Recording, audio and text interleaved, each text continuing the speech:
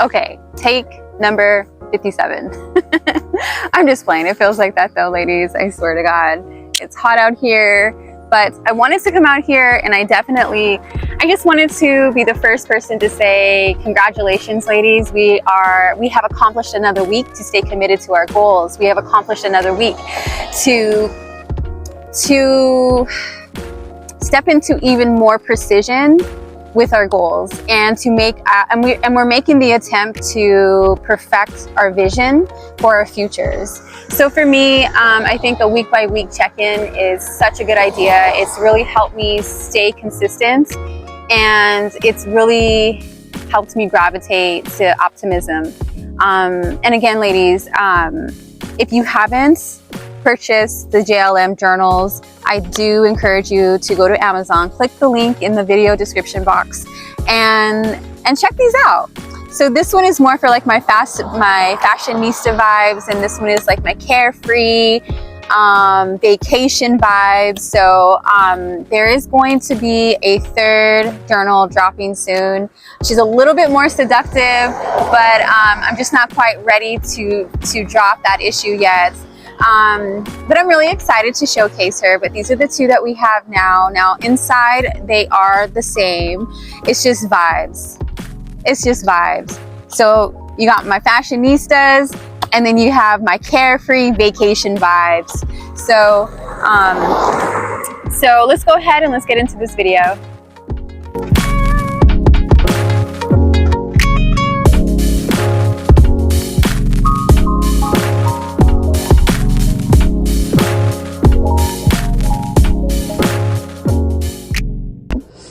Okay, ladies, so here we are. I hope you have your diaries and your journals.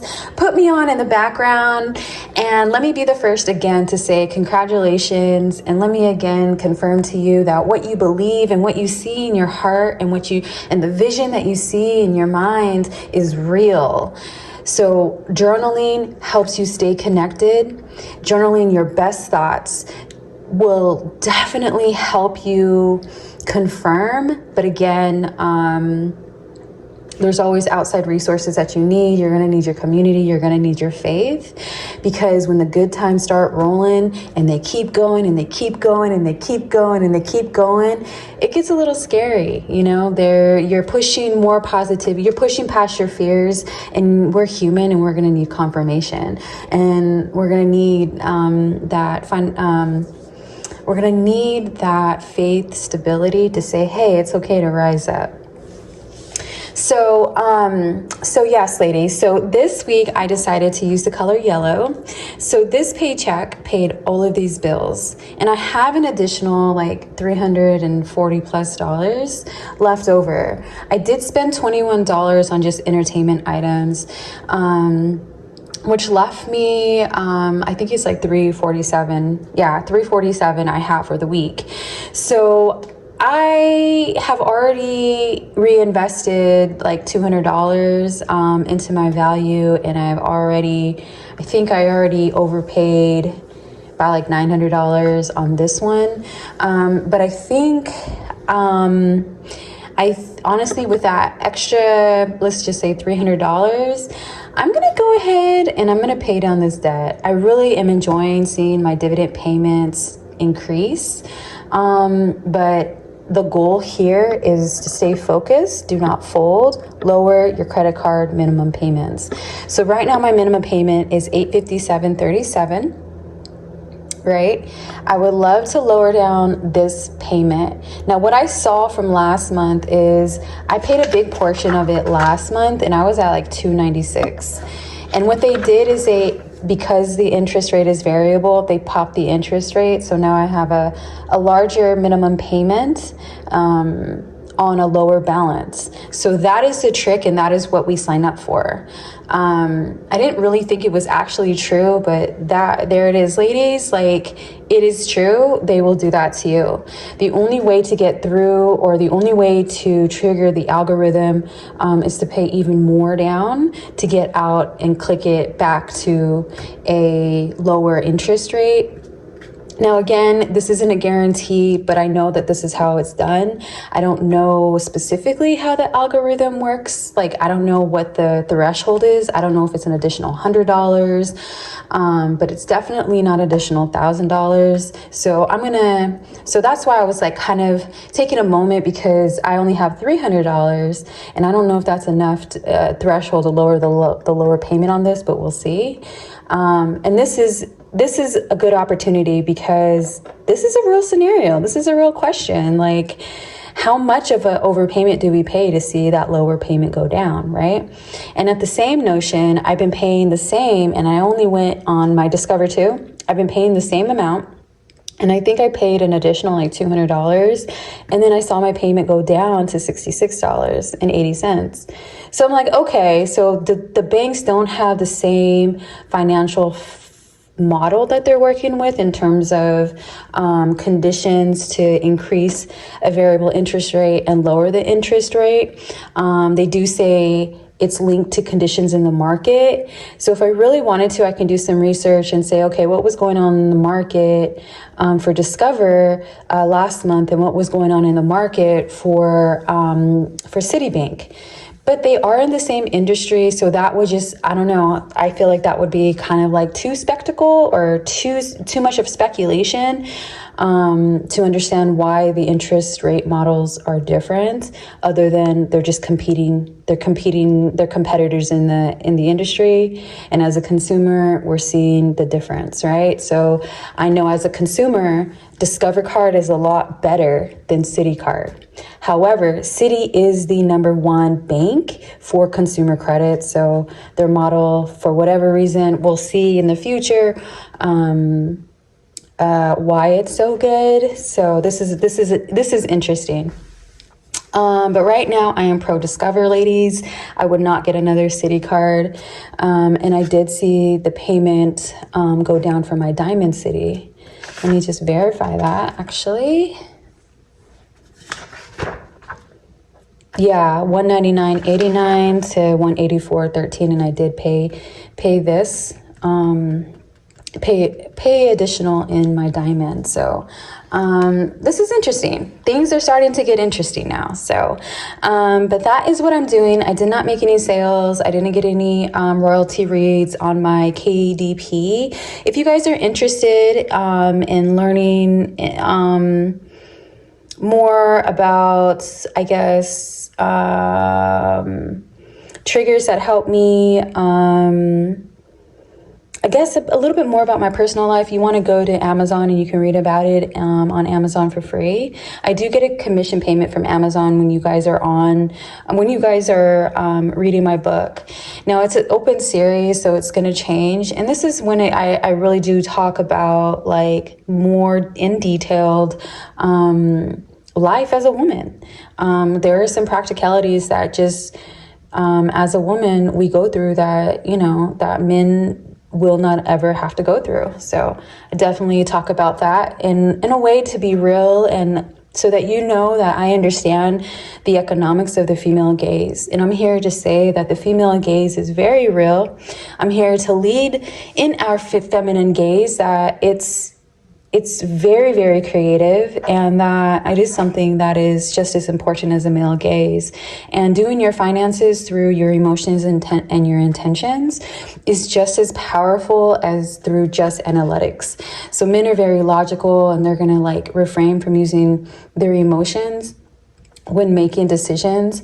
And I feel like that's really, really strenuous, but also I'm a woman, and I find that I'm finding it to make a lot more sense to focus and recognize and be clear about my intentions before I make my goals. And then when I have my goals, it makes it a lot easier to make my financial decisions. So that's what it is for this week, ladies. Stay focused, do not fold. And for you ladies that have credit card, try to aim for a minimum credit card payment deduction, And then here are my 3 other like objectives, right? So I have my goal, I have my objectives. So objectives are going to be maybe like a year. They're more consistent. So lower the cost of debt. I want to income my JLM, or I want to increase my JLM income. This typically means that I want to bring more value to the market at a reasonable price, and the price is good. So you guys go check them out on Amazon. I want to increase my assets, and then my dividend paying investments is my asset, and your assets can pay you guys like this lifetime and next lifetime. So what I'm saying is that your assets right now today, even if you put $1 away into the market and you're earning 1 cent a day, you have just then created generational wealth. You can leave it to your children can leave it to their children, and so on and so forth and so forth. It is that quick, it is that easy. So yeah, and then I'm moving to Clovis, you guys. So I've already got my quotes. I am debating to either hire a moving crew for like, I think it's like, at the most would be like $1,500, or move myself for like less than $200. But I don't know. I don't know how I'm going to feel at the time. So I'm giving myself until January to commit myself to a decision. So, but it's definitely an objective. And the intentions behind this move is to place my daughter in the best school district in this city. She wants to go to school for science, and as we know that the UC university systems are the best schools for science thinkers, science majors. So yeah, I'm definitely putting that plan and that objective in our financial booklet, because this isn't just about me, this is about our children too, or about my children. So I'm sorry, but in broader context, ladies, when you're thinking about what you want to do with your finances, include your kids. You know, if you're married, include your husband. You know, what do you want? What's something nice that you want to do for him? What kind of gift do you want to do? If you have a boyfriend, like, include a gift or like a date or something. Include that. Yeah. So, anyway, we'll probably have more of that like next week, possibly, because I do have some ideas, but I just kind of like really shy about it. But we'll see. Anyway, so always, ladies, always when you're reviewing your analytics and this is your analytical side and this is your financial side, okay? This is your financial scenario, okay? Things that you're willing to recognize and that have a direct effect on your analytics, on your financial or your resource allocation. Always look over your positive thoughts and tell them to yourself, you know? And mine are, I can stick to a plan. I can stay faithful.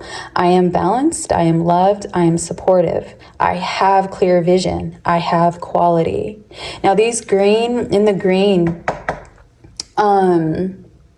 these are new. This is what I wrote this week. I have clear vision. I have quality. And I think it's important just to not, I'm not saying that to view your positive thoughts in like an arrogant place, like always stay vulnerable, always stay humble, but do understand like who you are, where your heart is. This is stuff, these values, you know, these statements like are the most important. This belief system that you're placing for yourself to operate on a bigger spectrum, to manifest a vacation or a new lifestyle altogether, is going to require you to change your belief system. And with diarying, right, with writing down what you see and how you feel and your most positive thoughts, it gives you that opportunity to intuitively create a better belief system.